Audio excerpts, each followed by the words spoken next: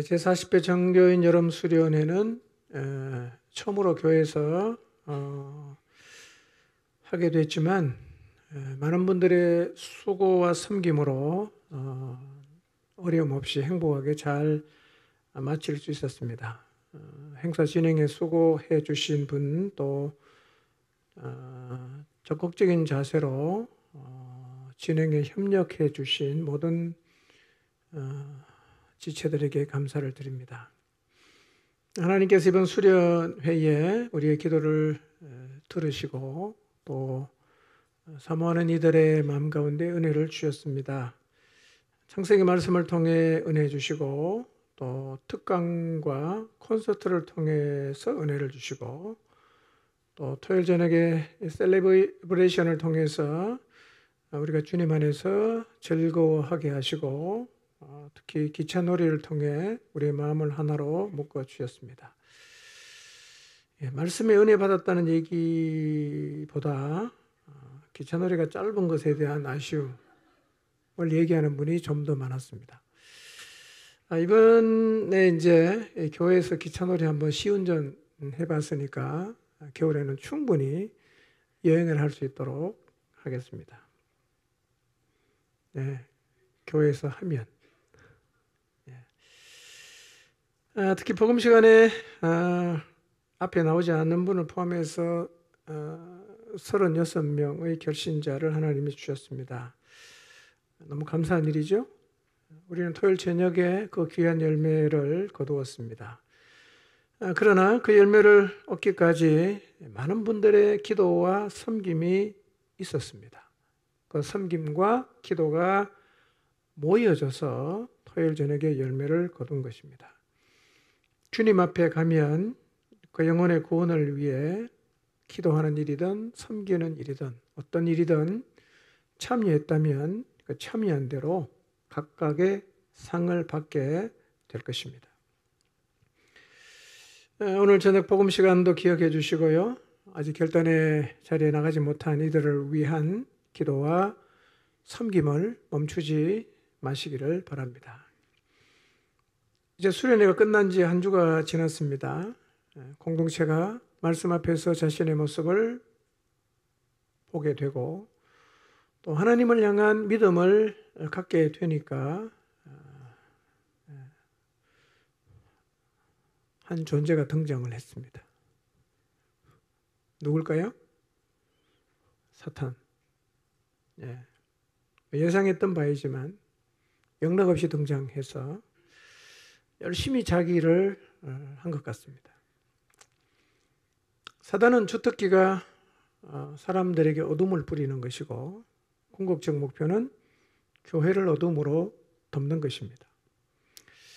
그런 사단의 그 활동들을 지난 한 주간 저도 많이 느꼈습니다.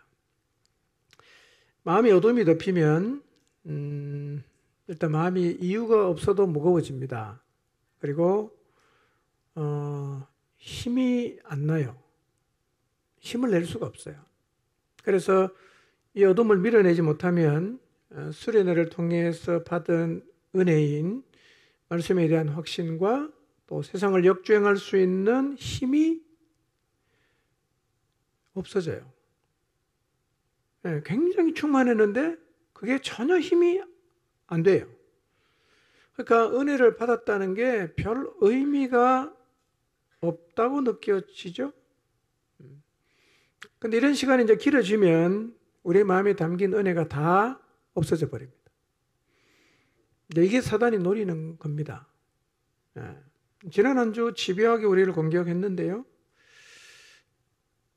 지난 한 주 공격했으니까 이제는 그만하자 이러진 않겠죠?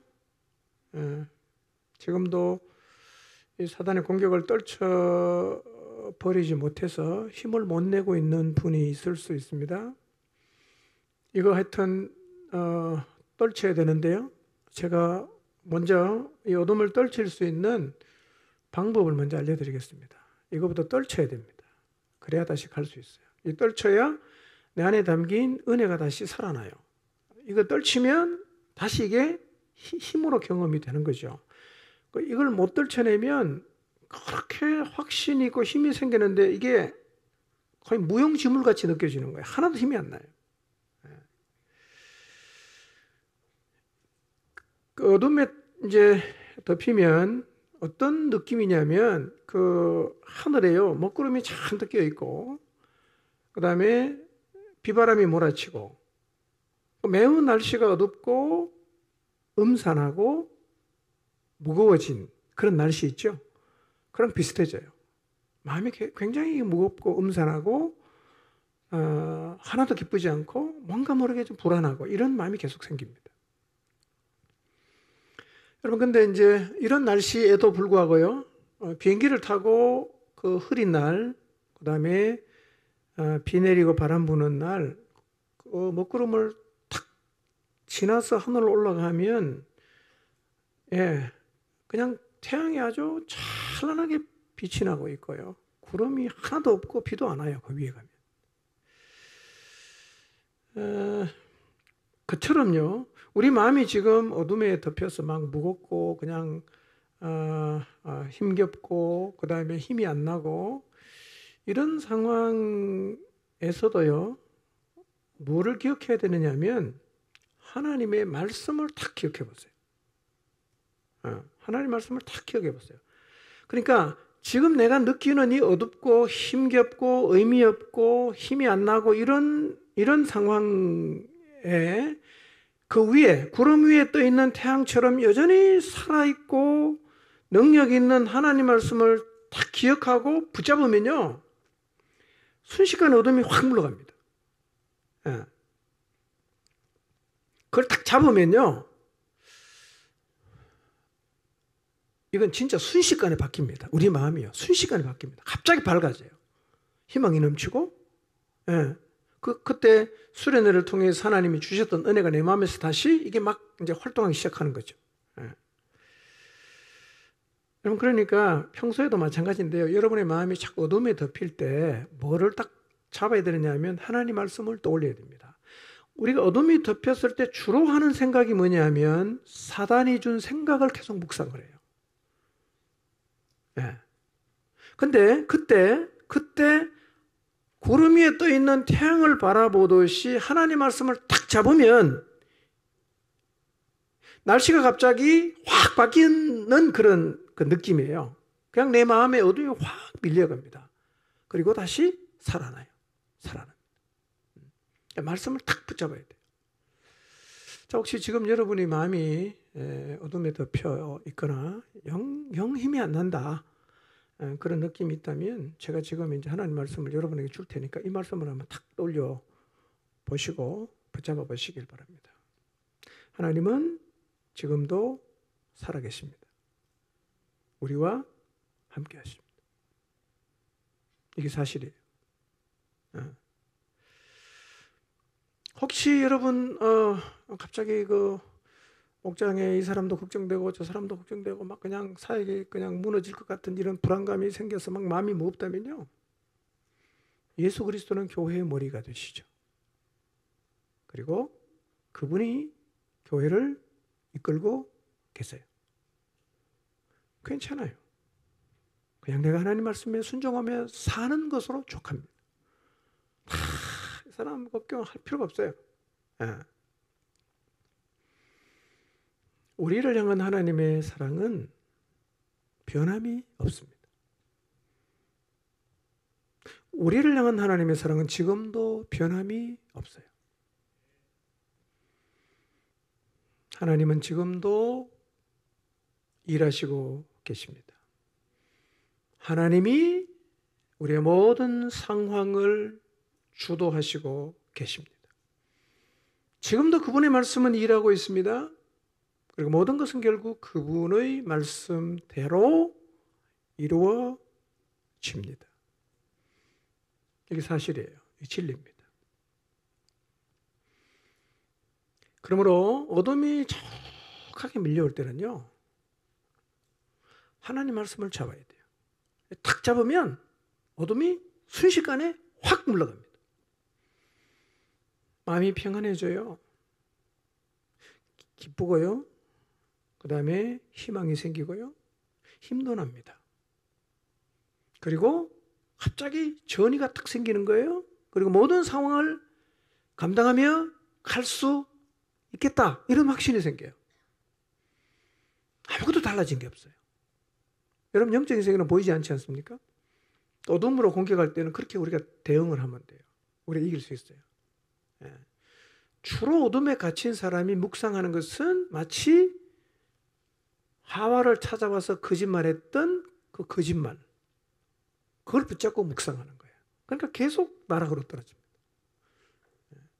하나님 말씀을 그때 탁 잡아야 돼요.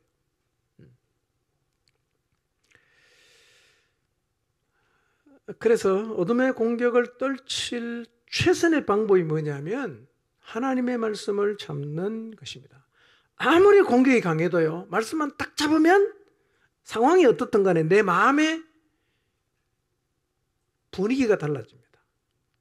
용기가 생기고 힘이 생기고 전의가 생기고 그렇게 돼요. 말씀만 딱 잡으면. 근데 이렇게 어둠이 치열하게 공격할 때 하나님 말씀을 잡는 게요, 이게 쉽지 않거든요. 쉽지 않아. 그래서 필요한 게 뭐냐면 안정적인 경건생활입니다. 이게 아주 중요하죠. 지금 우리 공동체의 가장 중요한 이슈가 뭐냐면 안정적인 경건생활입니다.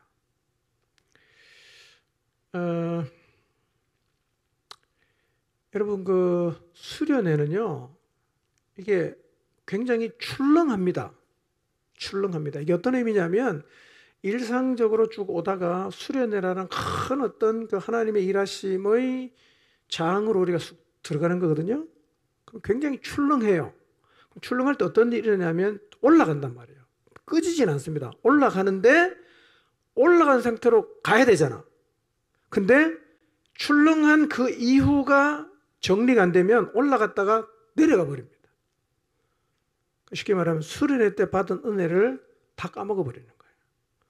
그럼 플러스 마이너스? 제로가 되잖아.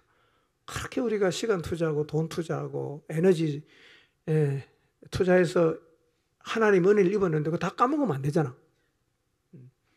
출렁하고 올라갈 때 올라가 있는 상태에서 밀고 나가야 된단 말이에요. 그래야 이게 업그레이드 된 상태로 우리의 신앙이 유지가 되는데, 왜 지금 안정적인 경건 생활이 중요한 이슈가 되느냐면, 우리가 수련의 기간에 참 말씀을 많이 듣고 찬양하고 주님에게 집중하면서 은혜를 받잖아요. 그런데도 경건 생활은 흐트러집니다. 기도 제대로 잘 못하잖아. 그렇죠? 큐티도 하는 분도 계시지만 또 못할 수도 있어요. 그 다음에 이제 수련회 때 우리가 긴장을 하잖아.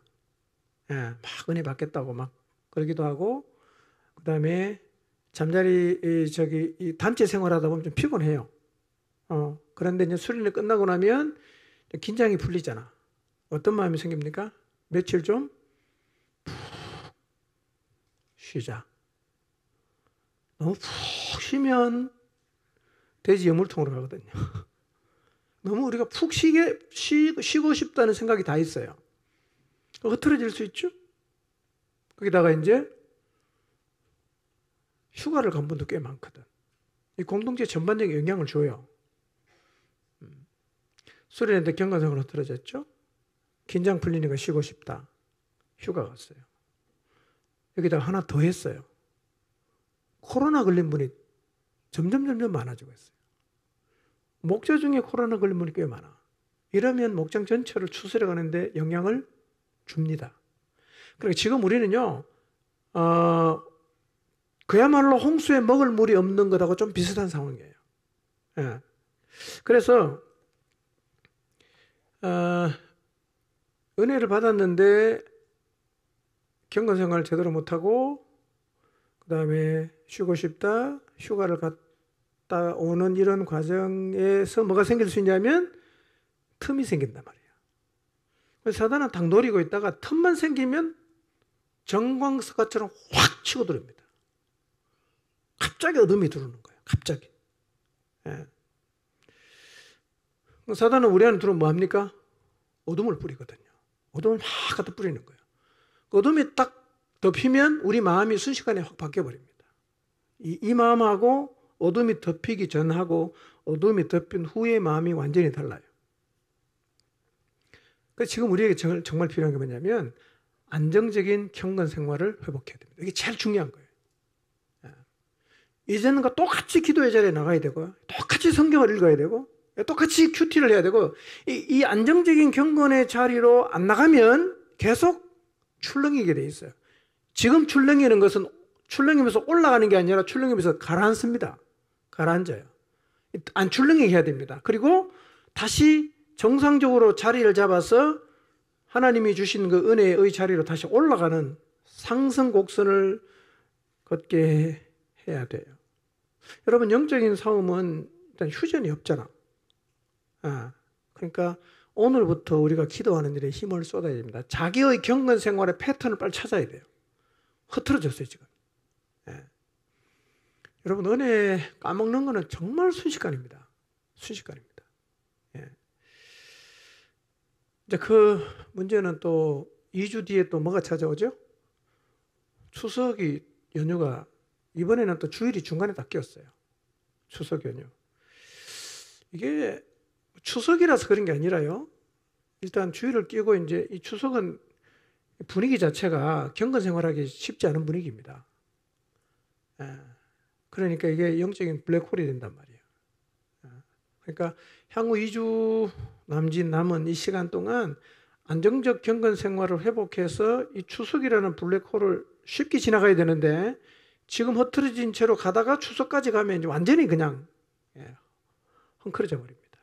지금은 좀 긴장을 하고 다시 우리의 경건 생활을 안정적인 상태로 돌려놓는 일에 우리가 집중을 해야 됩니다.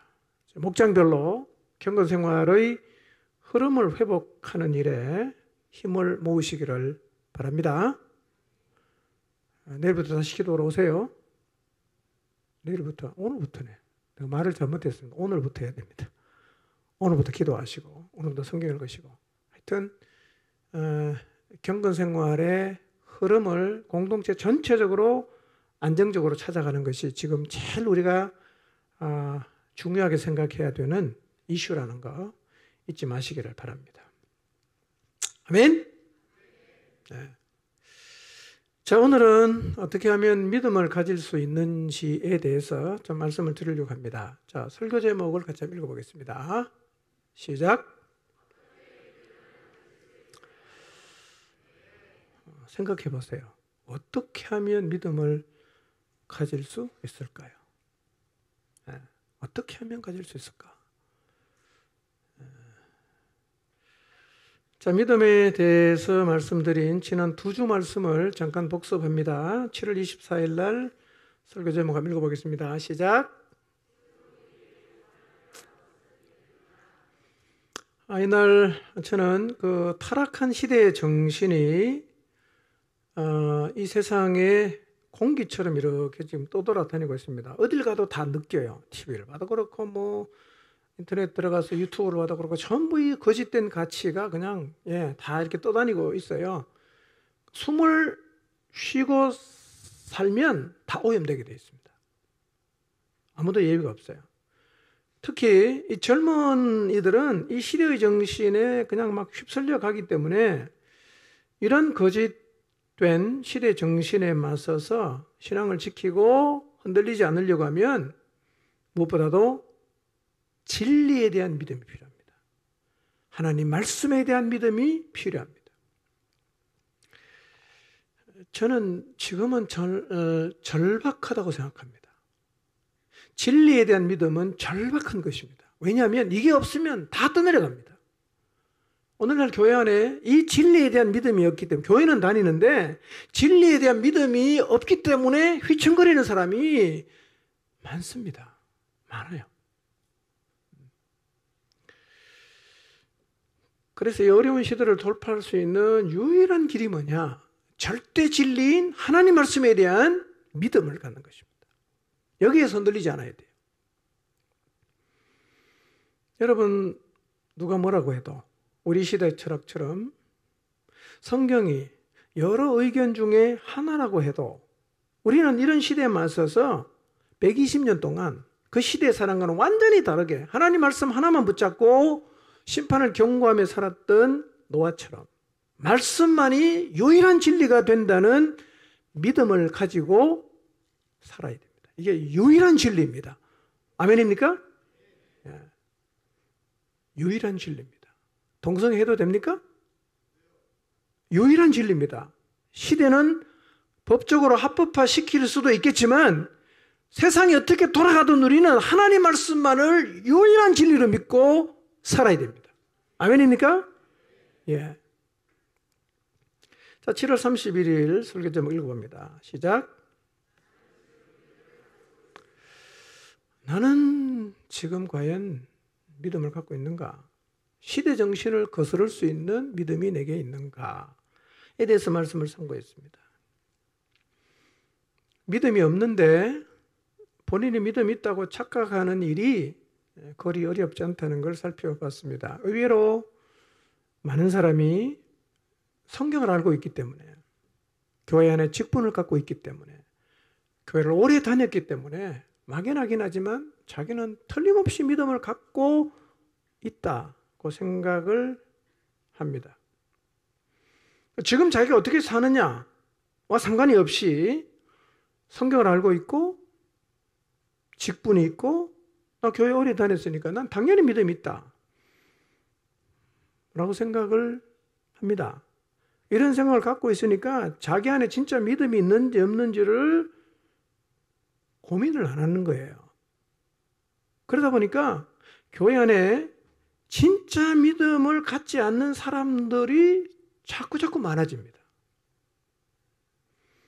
여러분, 믿음이 관념화되면 안 됩니다. 믿음은 실제 하는 것인데 그냥 막연하게 뭐 있을 거다 이렇게 믿음이 관념화가 되면 세상을 못 이겨요. 그리고 믿음이 관념화가 되면 세상 가치에 자꾸 물들게 되어 있습니다. 그러면 여러분, 세상 가치에 물든 거는 이미 무너진 겁니다.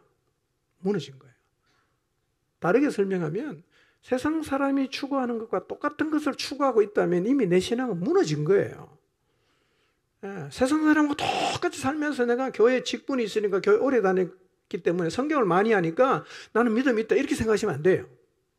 믿음은 추상적이지 않습니다. 현실에서 확인이 가능하단 말이에요. 세상을 역주행해야 믿음이지. 하나님 말씀대로 살아내야 믿음이지. 그게 믿음이에요. 자, 한번 내게 믿음 있는 거를 한번 제가 몇 가지 얘기해 드릴 테니까 한번 생각해 보시기를 바랍니다. 시대의 가치와 거짓이 우리를 점점 압박하는 이 세상에서 나는 하나님 말씀을 오직 진리로 믿고 있는가? 하나님 말씀을 오직 진리로 믿고 있는가? 나는 이 믿음의 길을 걷는 사람이 소수라고 해도 나는 이 좁은 길을 끝까지 걸어갈 수 있는가?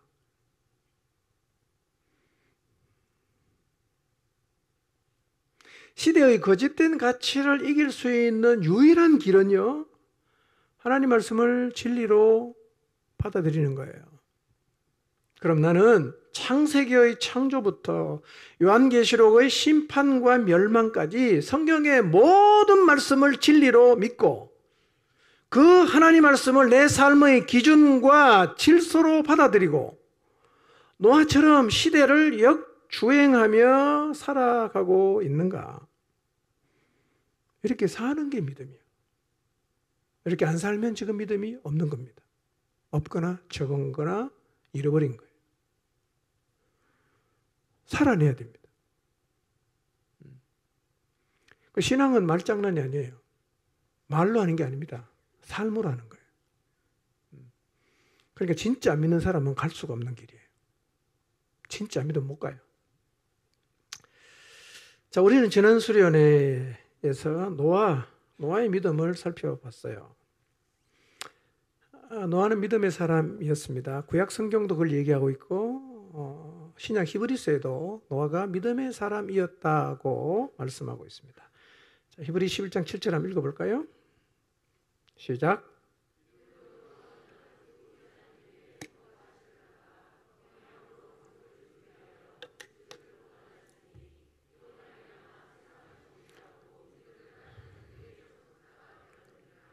자, 노아는 어떻게 살았냐? 보이지 않는 일에 경고를 받았어요. 보이지 않는 일에 경고를 받는 거 쉽지 않거든요. 이건 믿음이 있어야만 받을 수 있는 거죠. 그 다음에 경유함으로 방주를 준비했어요. 그리고 그 집을 구원했는데, 이런 노아의 삶을 성경은 한마디로 이렇게 요약합니다. 믿음이다. 이렇게 합니다. 믿음이다. 예. 그러니까 노아처럼 사는 게 믿음으로 사는 거다. 이렇게 말해도 돼요. 노아처럼 사는 게 믿음으로 사는 거다.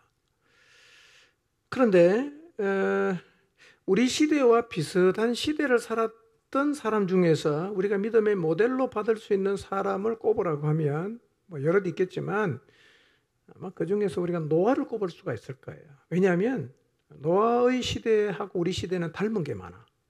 닮은 게 많아요.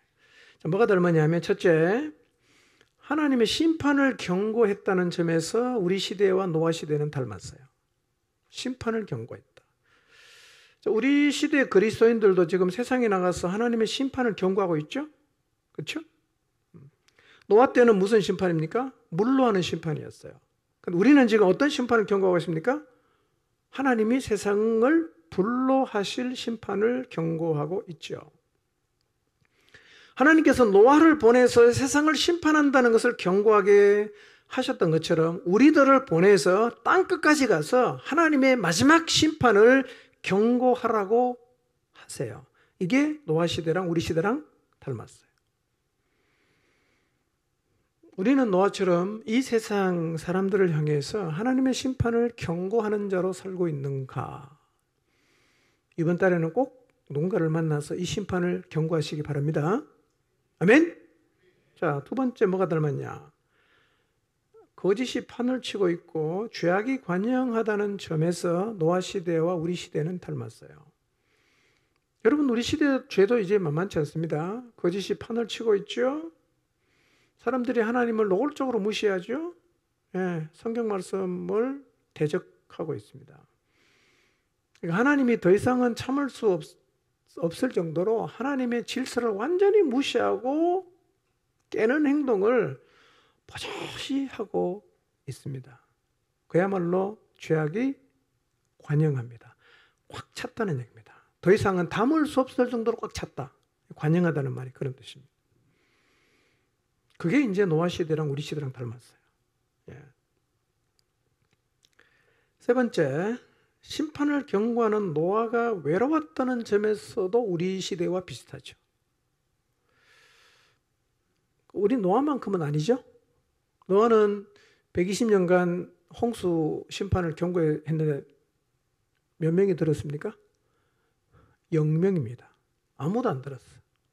우리는 지난번 수련회 때 그래도 36명이 심판의 경고 앞에서 나 예수님 믿고 구원 받겠다고, 받고 싶다고 결단하고 나오지 않았습니까? 그렇지만 우리 시대는 점점 믿음의 길이 외로워지는 시대가 되어가고 있습니다. 옛날에는 캠퍼스에 가면요, 대학교 가면 예수님 믿는 사람이 한 20% 정도 됐어요. 같은 과에도 믿는 사람이 꽤 있었어요. 지금은요, 한 과에, 자기 과에서 예수님 믿는 사람이 없는 경우도 있고 자기 혼자인 경우가 많답니다. 그러니까 굉장히 힘들대요. 믿음에 관해서 얘기할 사람도 없고, 예, 말 한마디 잘못 꺼내면 뭐 집중력 공격을 하니까 굉장히 힘들다 그래요.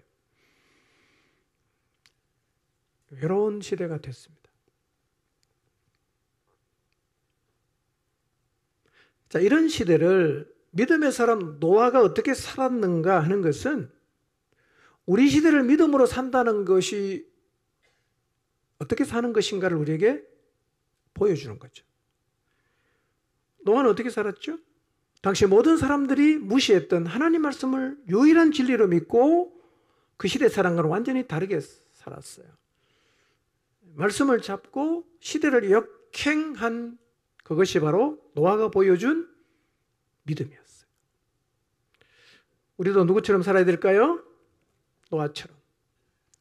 불심판의 경고를 무시하고 거짓된 가치를 따라가고 있는 사람과는 다르게 우리는 시대를 역행을 하며 살아야 되는데, 여러분, 시대를 역행한다는 말은 무조건 이 세상과 반대되게 산다, 그런 의미는 아니에요. 여러분, 포항에서 경주 가려고 하면 안강을 지나서 그 다음에 사방을 지나서 이렇게 경주 가야 되죠. 우리는 이제 믿는 사람이니까 경주도 이제 그 길로 가면 안 되고 울진으로 이렇게 돌아서 가야 됩니까? 그런 얘기는 아닙니다. 시대를 역행하자는 말의 의미는 뭐냐면, 사람들이 하나님을 무시하고 자기가 기준이 되어서 자기 마음대로 가지만 우리는 그 사람과 상관이 없이 우리는 여전히 진리를 붙잡고 살아가야 된다. 결국 그러니까 그들과는 반대로 가는 거죠. 이렇게 살아야 된다. 이걸 두려워하지 않아야 된다. 그런 말씀입니다. 그런데 이렇게 우리가 노아처럼 살기 위해서 가장 필요한 게 뭐겠어요? 믿음이에요.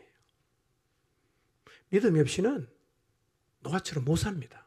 못 살아요. 그걸 포기하고 싶지. 많이 가는 길 가야 재밌잖아요. 부담도 없고 불편하지도 않고 좋지 않습니까? 그래서 노아처럼 살기 위해서 가장 필요한 게 뭐냐면 믿음인데, 오늘날 교회가 자꾸만 추락하고 그리스도인이 추락하는 이유가 뭐냐면 이 믿음을 자꾸 잃어버리고 있다는 거예요. 교회 안에 있는 신자들은 자꾸 믿음을 잃고 있어요. 근데 거짓의 소리는 점점 커지고 있거든요. 어떤 현상이 생기냐면, 여러분, 옛날에는요, 이 교회의 영향이 세상으로 그래도 많이 갔어요. 예. 옛날에는 이 사회 사업도 교회가 주도해 갔거든요. 고아원, 그 다음에 뭐 양로원, 이거 거의 다 교회에서 했습니다. 예. 그 교회의 영향이 세상으로 이렇게 많이 넘어갔단 말이에요. 지금은 어떻게 되냐? 이 세상의 영향이 교회를 자꾸 밀고 들어와요. 그래서 교회 안에서 거짓의 영향을 받는 사람이 자꾸 많아집니다. 특히 젊은 사람들 중심으로. 이게 자꾸 많아져요. 두 번째는 어떤 현상이 생기냐? 교회 밖에 있는 사람들이 거짓의 영향이 커지니까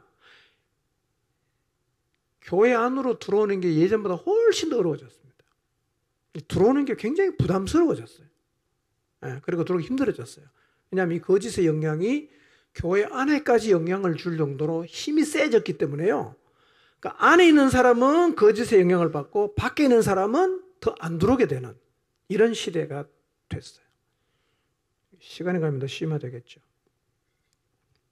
그런데 어떻게 돌아가든 간에 믿음이 있으면 돼요. 충분히 감당할 수 있습니다. 그래서 지금 우리에게 가장 필요한 게 뭐냐면 믿음을 가지는 겁니다. 잃어버린 믿음을 회복하는 거예요.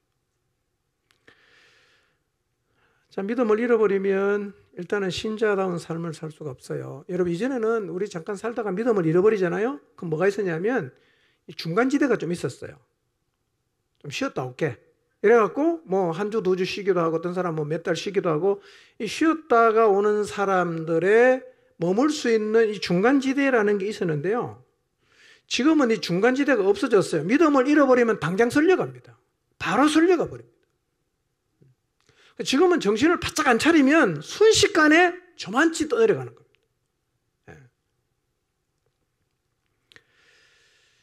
거짓의 흐름이 그만큼 강해졌어요. 그리고 믿음의 길에서 이탈하는 사람이 늘어나고 있습니다. 안타까운 일입니다.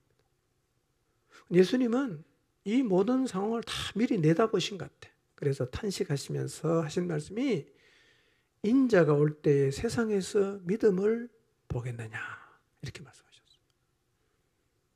인자가 올 때 세상에서 믿음을 보겠냐. 이 주님의 탄식이 혹시 나를 보시면서 나를 두시고 하신 말씀은 아닐까를 한번 생각해 보십시오. 믿음을 잃어버린, 세상에 떠내려가고 있는 나를 보시면서 주님이 하신 탄식이 아닐까를 한번 생각해 보십시오. 오늘 다시 한번 진리에 대한 믿음의 자리에 서게 되는 은혜를 입게 되시기를 바랍니다. 예, 다 설 수 있습니다. 자, 어떻게 하면 믿음의 자리에 설 수 있을까요? 믿음의 자리에 서는 거는 어렵지 않고요. 돈 드는 것도 아니고요. 누구든지 다 설 수 있어요. 누구든지 설 수 있습니다. 자, 어떻게 하면 이 믿음을 가질 수 있냐? 자, 믿음을 가지는 방법. 로마서 10장 17절을 한번 보겠습니다. 읽습니다. 시작.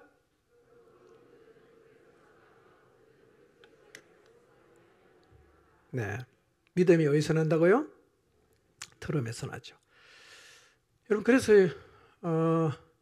믿음이 없거나 또 믿음이 흔들리는 사람들을 우리는 어디에 계속 초대하죠? 예배 자리에 계속 초대를 하잖아. 왜 그런지 아십니까? 이 믿음이라는 거는요, 들으면 나거든요.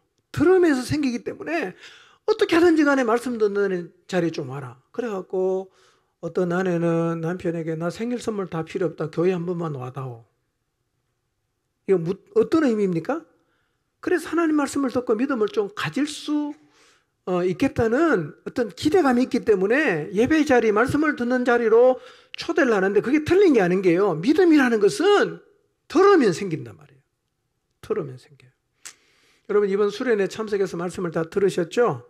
그 말씀이 우리 모두의 마음속에 믿음을 가져다 줘요. 근데 이제 이런 질문이 생기죠? 그러면 나는 이때까지 이만큼 말씀을 많이 들었는데 왜 믿음이 없냐? 이런 질문이란 말이에요. 그러니까 믿음이 들음에서 생기는 것은 확실한 게 맞지만, 그러나 하나님 말씀을 듣는데도 믿음을 갖지 못하는 이유가 있어요. 오늘 그걸 제가 좀 말씀을 드리겠습니다. 여러분, 우리가 하나님 말씀을 많이 들어요. 1년에 주일 낮 예배만 나와도 몇 번 듣죠? 52번은 듣죠? 그 다음에 저녁 예배 나오면 또 몇 번 듣죠? 52번 듣죠? 그 다음에 성경훈련학교 오면 또 말씀 듣죠? 전교연 수련회 나오면 또 말씀 집중해서 듣죠? 자, 이렇게 말씀을 많이 들었으면 적어도 우리가 한 10년쯤 나왔다. 그러면 믿음이 훌륭하고 믿음이 큰 상태가 되는 게 마땅합니까? 여전히 믿음이 없는 상태가 마땅합니까? 그만큼 들었으면 믿음이 있는 게 정상 아니겠어요? 그렇죠? 믿음이 훌륭해지는 게 정상이 아니겠습니까? 그런데 이렇게 교회를 오래 다니면서 말씀을 들어도 믿음이 늘 제자리 걸음하는 사람이 있어요. 지독하게 안 자라는 거예요. 늘 제자리에 있어요. 그리고 또 하나는요, 똑같은 자리에서 똑같은 말씀을 들었어요. 근데 한 사람은 믿음이 싹 자라고 있어요. 근데 한쪽은 하나도 안 자라요. 이건 또 뭘까요? 똑같은 자리에서 똑같은 말씀을 들었는데 한 사람은 믿음이 쑥 자라는데 한 사람은 안 자란단 말이에요. 왜 그럴까요? 아니, 믿음은 들으면 생긴다고 했는데 왜 들었는데도 믿음이 안 생기냐는 거예요.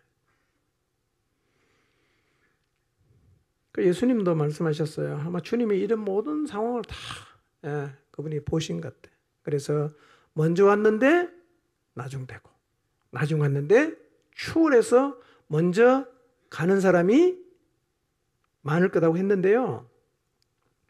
진짜 오늘 말씀을 들어보시면 여러분이 공감을 하실 거예요. 아, 정말 그렇겠다. 그런 일은 충분히 일어날 수 있겠다. 라고 아마 여러분이 공감을 하실 거예요. 자, 왜 말씀을 듣는데 믿음을 못 가질까? 기본적인 건 이겁니다. 하나님 말씀을 들으면 믿음은 가질 수 있습니다. 아멘입니까? 이게 성경의 진리입니다. 우리의 믿음은 말씀을 들으면 생깁니다. 오늘 여러분이 말씀을 들음을 통해서 여러분 안에 믿음이 생겨납니다. 아멘이죠? 생겨나요. 그런데 들었는데 안 생기는 이유가 있어요. 첫 번째는 뭐냐? 사탄의 방해입니다. 사탄의 방해. 이 사탄의 방해 때문에요, 말씀을 들으면 믿음은 원래 생기게 돼 있어요. 이게 하나님 말씀이에요. 생기는데 하나님 말씀을 듣고 내 안에서 믿음이 생기려고 하다가 없어져요. 생기려고 하다가 없어진단 말이에요. 왜 이런 현상이 생기느냐면 그게 사탄의 방해입니다. 자, 구체적으로 설명하면 이거예요. 내가 하나님 말씀을 들었어요. 내가 너무 내 마음에 깊이 공감도 되고 내가 그 말씀을 받았어요. 근데 내 마음에서 그 말씀을 누가 가져가 버렸어요. 그러니까 우리가 들음으로 그 말씀에 대한 믿음을 가지려고 할 때 우리의 마음에서 말씀을 사단이 뺏어가 버리는데, 어떻게 뺏어갔냐면 이거예요. 말씀을 들었잖아요. 은혜를 받았어. 쉽게 하는 말로. 그런데 속에서 이런 생각이 드는 거예요. 에이, 그럴 리가 있나? 이 말을 믿어야 해? 그럼 말이 좀 안 되는 것 같다. 그럼 왜 이런 일이 내게 일어나는 거야? 그냥 종교적인 지식으로만 갖자. 이런 생각이 뭐냐면 사단이 던지는 생각이에요. 그러니까 말씀을 듣고 믿음을 가지려고 할 때 한쪽에서 이런 생각이 훅 들어온단 말이에요. 그러면 말씀을 듣다가 이 생각을 받아버리니까 말씀은 없어져 버리는 겁니다. 이게 말씀 앞에 서는 우리의 태도가 되면 말씀을 아무리 많이 들어도 믿음의 자리에 못 서게 돼 있어요. 어떤 때는요, 이럴 수도 있어요. 하나님 말씀을 듣고 오늘은 내가 이 말씀 붙잡아야지. 그리고 말씀을 잡았어요. 너무 기뻐요. 그리고 막 그냥 내 내면에서 감사함도 있고 말씀을 붙잡는 게 좋았어요. 집에 갔어요. 하루나 이틀이 지나지 못해서 다시 사단이 했던 소리가 또 내 귀에 들려. 그리고 그 생각을 받아들였어. 그러니까 이 말씀은 없어져 버려요. 그래서 주일날 은혜 정말 받고 갔는데 이틀 뒤에 만나니까 도루묵이야. 이런 경험 해보셨어요? 그러니까 사단이요, 우리가 믿음을 갖지 못하게 하려고 우리의 마음에서 뭘 자꾸 뺏어갑니까? 말씀을 자꾸 가져가 버리는 거예요. 안 뺏겨야 되잖아. 그걸 딱 잡고 있어야 이게 내 안에서 활동을 하는데 이걸 자꾸 뺏긴단 말이에요. 그러니까 씨 뿌리는 밭에 비유해서 예수님께서 길가와 같은 밭에 말씀이 떨어지면 누가 쪼아 먹는다고? 새들이 와서 그 씨앗을 다 쪼아 먹으니까 결실이 없는 것과 똑같이 말씀이 떨어지면 자꾸 생각이 훅 들어온단 말이에요. 그게 여러분 그냥 드는 생각이 아니라 사단이 여러분의 마음속에 떨어진 말씀을 빼앗아가려고 던지는 생각인데, 그거를 밀어내야 되는데 우리는 그걸 받아들이고 말씀을 밀어내버린단 말이에요. 그러니까 이런 패턴, 이런 태도로 말씀 앞에 서면 계속 말씀을 듣는데 믿음은 안 생기는 거예요. 똑같아. 항상 똑같아. 그래갖고 교회 나온 지 10년 됐어요. 그래서 만나서 얘기를 해보니까요, 놀랍습니다. 10년 전하고 똑같은 얘기하는 거예요. 10년 동안 하나님 말씀을 가르쳤는데 10년 뒤에 만나서 얘기를 해보니까 똑같은 얘기하는 거예요. 뭐가 잘못된 거죠? 말씀을 받는 패턴이 잘못됐어요. 이런 사람이 많아요. 여러분, 이건 마치 어떤 느낌이냐면, 제가 1부 때 틀리게 표현했는데요. 미닫이 문 있죠, 미닫이 문. 이렇게 여는 문 있죠. 밑에 레일이 있고, 그렇죠? 미닫이 문이 있는데, 이 미닫이 문을 열면 이게 그 길로 잘 왔다 갔다 하면 괜찮은데, 어떤 경우는 문 열면 자꾸 삐뚤게 열리거나 닫히는 경우 있죠. 열면 자꾸 삐뚤게 열리는 거예요. 그러니까 의도적으로 바르게 닫으려고 힘을 주고 닫으면 제 길로 가는데, 그냥 열면 삐뚤게 길이 나 있으니까 계속 삐뚤게 가죠. 그러니까 이 말씀을 조금 전에 제가 말씀드린 그런 태도로 말씀을 들었는데 사단이 말씀을 다 빼앗아가는 패턴이 된 사람은 말씀을 들을 때마다 신경을 바짝 쓰고 이 미닫이 문이 삐뚤게 안 열리도록 정신을 바짝 차리고 말씀을 들어야 돼요. 이 말씀을 뺏기면 안 되지. 이런 마음으로 들어야지. 그냥 아무 생각 없이 들으면 또 삐뚤게 가는 거예요. 은혜 받아도 없어. 누가 가져갔어요? 사단이 다 가져가 버렸어요. 그래서 말씀을 듣는 이 패턴이 잘못 자리를 잡으면 교회를 20년, 30년 다녀도 믿음이 없어요. 참 안타까워요. 예. 저 정도 교회를 다니고 저만큼 말씀을 많이 들었으면 얘기를 해보면 좀 말이 달라져야 되잖아. 좀 대화가 달라야 되잖아. 똑같은 거예요. 믿음이 하나도 없어요. 그거는 이제 뭐 아무 생각 없이 앉아서 그런 패턴으로 뭐 틀어도 다 나가버리고 사단이 준 생각만 계속 붙잡고 있으니까 믿음이 하나도 안 생겨요. 혹시 여기 그런 분이 계신다면, 예, 미닫이 문이 고장나서 지금 문이 잘못 열렸다 닫혔다 하는 거예요. 정신 바짝 차리고 딱 잡아갖고 제 길로 열리고 닫히게 해야 됩니다.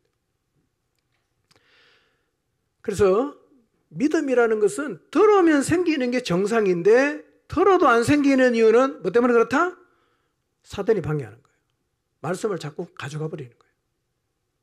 두 번째, 왜 듣는데 믿음이 안 생기냐? 이것은 말씀을 듣는 우리의 자세의 문제입니다. 자세. 너무 중요합니다, 여러분.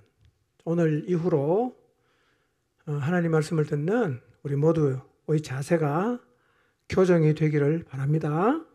예, 너무 중요해요. 자세는 두 가지가 있어요. 하나는 겉으로 보이는 외적인 자세가 있고요. 또 하나는 내면의 자세가 있어요. 둘 다 중요합니다. 하나님 말씀을 들을 때는요, 이 외적인 자세도 참 중요해요.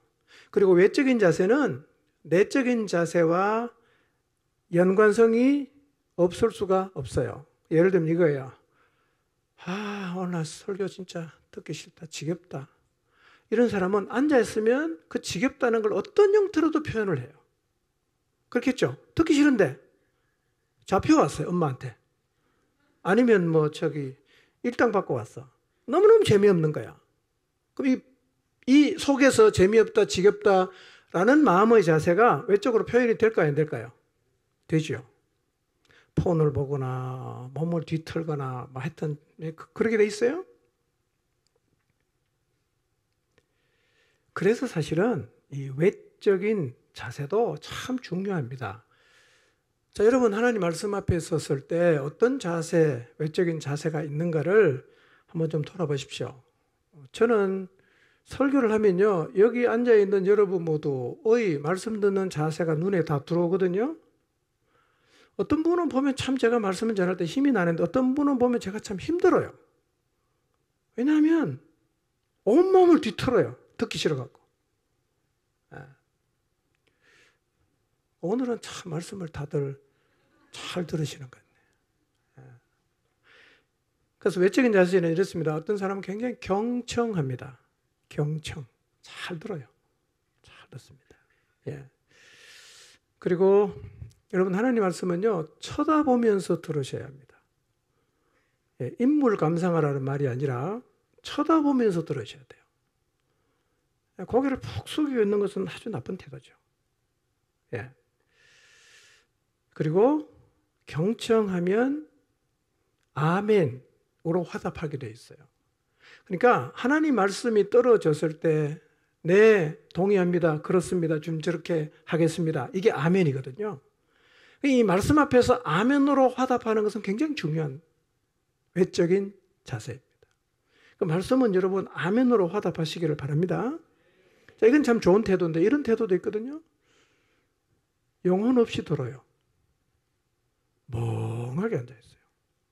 자, 여러분이 저를 똑같이 쳐다보고 있어도 멍하게 앉아있는지 경청하는지는 보입니다. 제가 여러분을 멍하게 쳐다볼 때하고 막 그냥 열정을 가지고 말할 때 보면 표시가 나잖아요. 그죠? 제가 영혼 없는 설교할 때하고 영혼을 가지고 설교할 때가 다를 거예요. 똑같이 저도 느껴져요. 그냥 보입니다, 이게. 그 다음에 폰을 계속 하는 사람이 있어요. 폰. 나쁜 태도입니다. 외적으로 아주 나쁜 태도죠. 어떤 사람은요, 머리를 계속 숙이고 있어요. 머리를. 설교는 눈으로 들어야지 귀로 듣는 게 아닙니다. 예, 설교 시간에 고개를 푹 숙이고 있는 것은 아주 고약한 태도입니다. 고약한 태도입니다. 예. 그리고 좀 더 심한 사람은 몸을 뒤틀어요. 고개를 쳐박았다가 들었다가 뭐 하여튼 째려보다가 예, 줄이 난장을 트는데요. 나쁜 태도죠. 그 다음에 이제 이것에 못지않게 나쁜 태도, 자는 겁니다. 자는 거 아주 나쁜 태도입니다. 왜냐하면 자면 사실은 올 필요가 없습니다, 여러분. 자면 교회 올 필요가 없어요. 제가 그래서 일부 예배 때 너무너무 사랑하는 마음으로 어서 주무시는 분은 집에 가서 주무시라고 제발 오지 마시라고 부탁을 했거든요. 근데 이걸 오지 말라 소리 들으면 안 되고 뭘로 들어야 됩니까? 자지 말라는 얘기로 들어야 돼요. 그래서 예배 시간에 자꾸 졸리는 분은 토요일 날 8시부터 수면 좀 먹고 주무세요. 푹 자고 그리고 와서 집중해서 말씀을 들으셔야 합니다. 중요해요. 왜냐하면 믿음은 들으면서 나는데 들어도 왜 안 생기느냐? 자세가 문제란 말이에요. 자세. 예. 그리고 아주 또 나쁜 태도 중에 하나는 눈을 감고 듣는 태도입니다. 눈을 지그시 감고 아주 경건한 척 듣는데요. 고약한 태도입니다, 이거요. 눈을 뜨고 경청하시길 바랍니다. 아멘? 여기 오는 분은 비교적 젊은 사람인데요. 하나님 말씀은 항상 어디에 가서 누구를 통해서 말씀을 듣든지 간에 경청하고 눈으로 듣고 아멘으로 화답해야 합니다. 그러면 어떤 유익이 오냐? 들으면 믿음이 생겨요. 자세가 굉장히 중요해요. 여러분 그래서요. 예수님께서 씨 뿌리는 밭의 비유를 통해서 주신 말씀이 뭐냐면 결실이 있고 없고의 차이는 씨의 문제가 아니라 뭐의 문제였어요? 밭의 문제였다. 다시 말하면 뭐가 문제다? 마음이 문제란 말이에요. 여러분 그러니까 하나님 말씀을 들을 때 마음이 준비가 안 되면 10년, 20년 단에도 믿음이 안 생긴단 말이에요. 근데 이 마음이 준비된 상태로 경청하고 아멘으로 화답하면 한 달을 다녀도 믿음이 달라요. 1년만 다녀도 믿음은 숙달합니다. 얼마나 안타까운 거예요. 태도가 잘못돼서 오래 교회를 다녀도 믿음이 계속 없다. 이것만큼 안타까운 일이 없지 않습니까, 여러분? 그래서 우리는 하나님 말씀을 듣는 자세를 바꿔야 됩니다. 이거 안 바꾸면 어떻게 돼요? 믿음이 계속 안 생기지. 믿음이 안 생기면 다 떠내려가잖아. 그러니 교회 나와서 자세를 잘못 가져서 듣지만 믿음을 안 가지는 것만큼 안타까운 일이 없단 말이에요. 여러분 그래서 절박한 마음으로 말씀 듣는 자세를 바꿔야 됩니다. 아멘입니까? 절박한 자세로. 그럼 여러분 교회를 다녀서 말씀을 듣지만 믿음이 안 생긴다. 이만큼 교회를 다녔는데 나는 왜 이렇게 믿음이 안 자랄까? 그런 생각을 만약에 하게 된다면 여러분 무엇보다도요. 하나님 말씀을 듣는 자세를 돌아봐야 됩니다. 나는 어떤 자세로 말씀을 듣고 있냐. 굉장히 중요합니다. 여러분 믿음은 말씀을 들음으로 생기는데 들어도 안 생기는 이유는 뭐라고요? 이 중간에 자세가 문제니까 이거 안 바꾸면 앞으로 계속 들어도 이 자세로는 믿음은 안 생긴단 말이에요. 그러니까 절박한 마음으로 뭘 바꿔야 돼? 말씀을 듣는 자세를 바꿔야 됩니다. 경청하시길 바랍니다. 쳐다보시길 바랍니다. 저를. 땅 쳐다보지 마시고 고개 숙이지 마시고 고개를 쳐박지 말고 아예 쳐박는 사람도 있어요. 앞에들. 그 여러분 그렇게 한 말씀 들어도 믿음이 절대로 안 생깁니다. 그럼 기왕에 신앙생활하는 거 말씀을 들어서 믿음이 생기는 게 좋지 않아요? 그게 축복 아닙니까? 믿음의 사람으로 살아야 되지 않겠어요?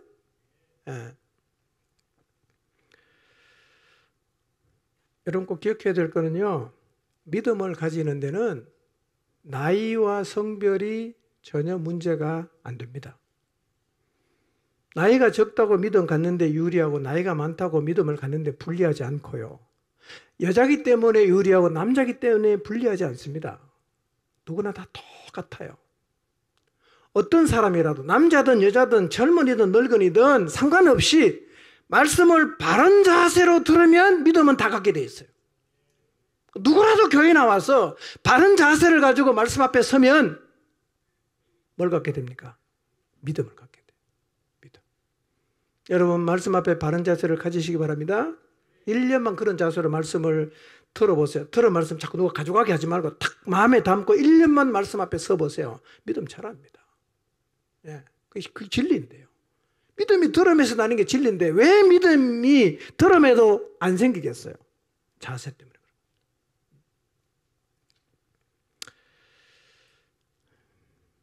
자, 그럼 어떤 자세로 들어야 되냐? 이제 내면의 자세에 대해서 말씀을 드리겠습니다. 자, 첫째, 말씀을 들을 때 나쁜 자세, 내면의 나쁜 자세를 먼저 말씀드리겠습니다. 예. 자, 말씀을 듣는 자세를 좀 바꾸시기 바랍니다. 예. 뭐 튕기지 마세요. 저하고 이게 실험할 문제는 아니에요. 여러분 자신의 문제입니다. 이건요. 예. 나쁜 자세가 뭐냐? 이거의 첫째, 나를 설득해 보십시오. 나를 이해시켜 보십시오. 라는 태도로 말씀을 듣는 것은 아주 나쁜 태도입니다. 말씀은 그렇게 들으면 안 돼요. 이런 태도를 가지면 일단 마음을 닫거든요. 나 설득해 보시오 라는 마음의 자세를 가진 사람은 마음을 닫아요. 그리고 끝없이 질문하고 논쟁을 자꾸 하려고 합니다. 그리고 이런 사람에게는 말씀을 들어도 별로 도움이 안 돼요. 그리고 이런 태도를 가지면 들어도 마음을 닫아놨기 때문에 말씀이 마음에 들어가지도 않아요.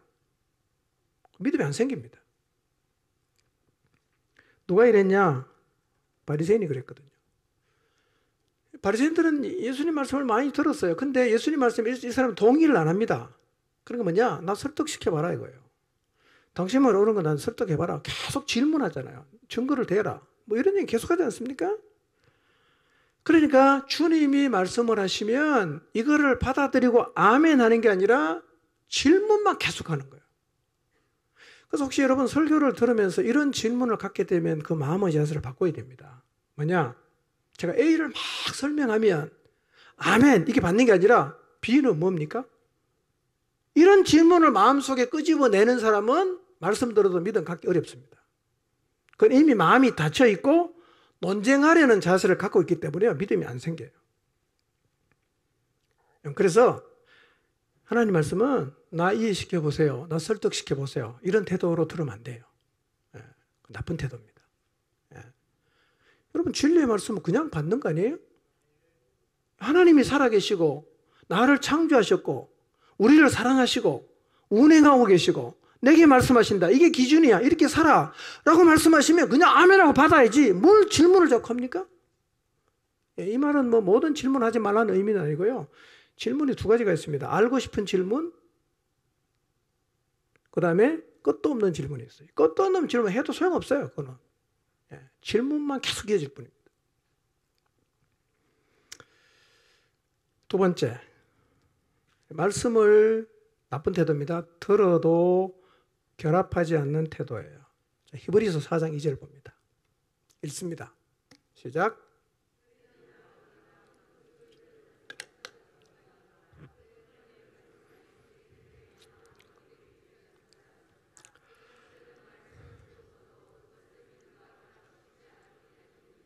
네.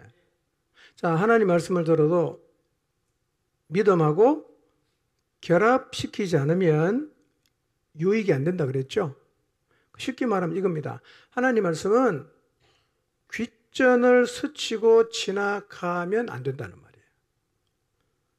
듣고 지나가면 안 된다는 말이에요. 그러면 아무런 유익이 없다. 듣고 지나가는 말씀은 절대로 우리의 마음에 믿음을 가져다 줄 수가 없어요. 여러분, 하나님께서요, 이스라엘 백성이 말을 너무 안 들으니까 누굴 보내죠? 선지자 보내죠. 선지자가 백성을 향해서 막 이제 회개하라고 하고 하나님이 심판하신다 막 경고를 하죠. 그럼 이런 얘기를 백성이 들어요, 안 들어요? 듣죠?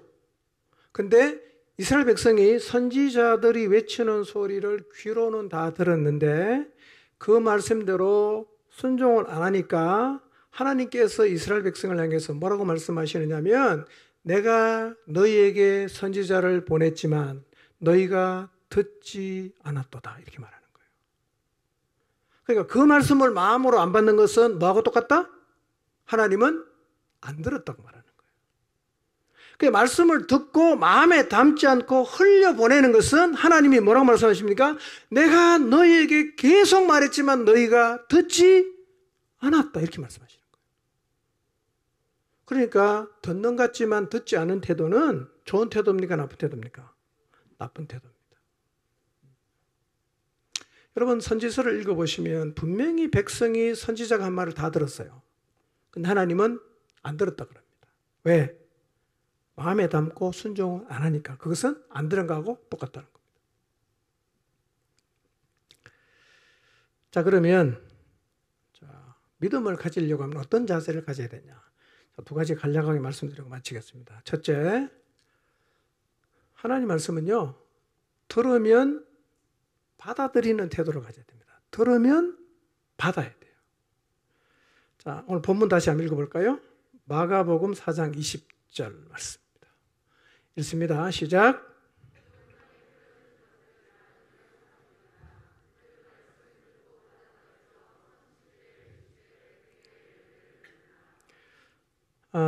결실이 있으려고 하면 말씀을 듣고 그 다음 어떻게 해야 되죠? 받아들여야 됩니다. 듣고 받아들이는 거예요. 듣고 받아들이는 거예요. 나쁜 태도는 듣고 흘려보내는 거. 좋은 태도는 듣고 받아들이는 거. 그러면 씨 뿌리는 밭의 비유를 보면 듣고 받으면 뭐가 있어요? 결실이 있죠. 듣고 받아들이면 믿음이 생기기 때문에 그 믿음의 삶에 따라오는 뭐가 있어요? 결실이 있죠. 여러분 하나님 말씀을 이제 들으면 마음으로 받으시기 바랍니다. 어떤 말씀이든 여러분 들으면 받아들이시기를 바랍니다. 어떤 말씀이든 들으면 창조주이신 그분이 나에게 하시는 말씀으로 어떤 말씀이라도 들으면 저 말씀은 내가 걸어가야 할 길이야. 저 말씀은 내가 붙잡아야 될 말씀이야. 어떤 시대를 살던 하나님 말씀은 내 삶의 기준으로 받아들여야 합니다. 그때 뭐가 생기냐? 믿음이 생깁니다. 받아들이면 믿음이 생깁니다. 그래서 여러분 말씀 들을 때 아멘으로 화답하는 것은 참 좋은 자세입니다. 좋은 자세예요. 여러분 말씀 앞에 아멘으로 화답하시기 바랍니다. 예, 우리 교회는 참 훌륭하게 잘 하려고 노력하죠. 자, 이걸 히브리서 4장 2절에 표현을 하면 뭐예요? 말씀과 결합하라는 얘기입니다. 믹스해라, 섞어라, 하나가 되라, 뭐 이런 의미거든요. 그러니까 들은 말씀이 마음속에 들어오게 해서 나의 것으로 받아들이면 뭐가 생긴다? 믿음이 생기고, 이런 태도를 가지고 말씀 앞에 서면 말씀을 들을 때마다 믿음이 계속 자라요. 1년, 2년만 지나도 믿음이 쑥 자랍니다. 자세만 바꾸면 엄청 자랄 수 있어요. 여러분 말씀을 듣는 자세를 좀 바꿔보시기 바랍니다. 자, 두 번째 마지막인데요. 어떤 자세를 가져야 되냐? 여러분 하나님 말씀은 사단이 막 그냥 질문을 많이 집어넣겠지만 조금도 의심하지 말고 그대로 받았어요. 조금도 의심하지 말고 그대로 받았어요. 어떤 하나님 말씀이든 간에 그대로 받아들이십시오. 그럼 놀라운 일이 일어납니다. 여러분 예수님께서 깊은 곳에 그물을 내려라 그랬잖아요. 뭐 밤새도록 잡았는데 뭐 깊은 데 넣는다고 뭐 별로 달라질 게 있겠어요? 조금도 의심하지 않고 그냥 그물을 던졌어. 어떤 일이 벌어졌습니까? 그물이 찢어질 정도로 고기가 잡혔단 말이에요. 여러분 우리가 늘 하나님 말씀 앞에 설 때는요 조금도 의심하지 말고 받아들입니다. 갈릴리 가나에 있었던 일이에요. 혼인집에 포도주가 떨어졌어. 예수님이 오셔서 야 돌 항아리에 물을 부어라. 물을 부었어요. 하인들에게 야 이제 그 연회장에 갖다 줘라. 아니, 포도주 갖다 줘야 되는데 물 부어놓고 갖다 주라면 그 말이 됩니까? 그 제자들은 조금도 의심하지 않습니다. 그냥 갖다 줬어요. 그러니까 사람들이 뭐라고 말합니까? 야, 내가 잔치집 많이 다녀봐도 마지막에 이렇게 좋은 포도주 주는 잔치집은 처음이다. 이렇게 얘기를 했다는 거예요. 여러분 사실은요 이건 엄청난 도전이에요. 우리에게 주신 하나님의 모든 말씀을 의심 없이 그대로 받아들일 때 우리의 삶에 놀라운 일이 벌어지는 거예요. 놀라운 일이 벌어집니다. 여러분 하나님 말씀을요 조금도 의심하지 말고 한번 받아들여 보세요. 여러분의 삶 가운데 하나님이 행하시는 말씀의 놀라운 기적들이 경험될 것입니다. 여러분 그래서 하나님 말씀을 듣고 믿음을 갖는 데는 뭐가 중요하다? 자세가 중요하다. 꼭 기억하십시오. 어떤 자세를 갖느냐에 따라서 말씀을 듣고 믿음을 가질 수도 있고 반대로 들었지만 믿음을 하나도 갖지 못할 수가 있어요. 첫 번째, 여러분 하나님 말씀 들을 때 거부하는 태도 갖지 마세요. 그런 태도는 당연히 믿음이 안 생깁니다. 거부하는 태도 갖지 마시고요. 두 번째, 무관심한 태도도 갖지 마세요. 이런 두 가지 태도는 말씀을 아무리 들어도 믿음이 안 생겨요. 말씀을 들으면 그대로 받아들이는 태도를 가지십시오. 이런 자세를 가지고 말씀을 들으면요, 진짜 여러분의 믿음이요, 놀랍게 성장하게 될 겁니다. 그리고 어떤 하나님 말씀이든 들을 때는요, 조금도 의심하지 말고 받아보세요. 여러분 안에 하나님이 주시는 놀라운 믿음을 가지게 될 것입니다. 들을 때마다 믿음을 갖게 되는 은혜가 여러분에게 있기를 주님의 이름으로 축원합니다. 기도하겠습니다.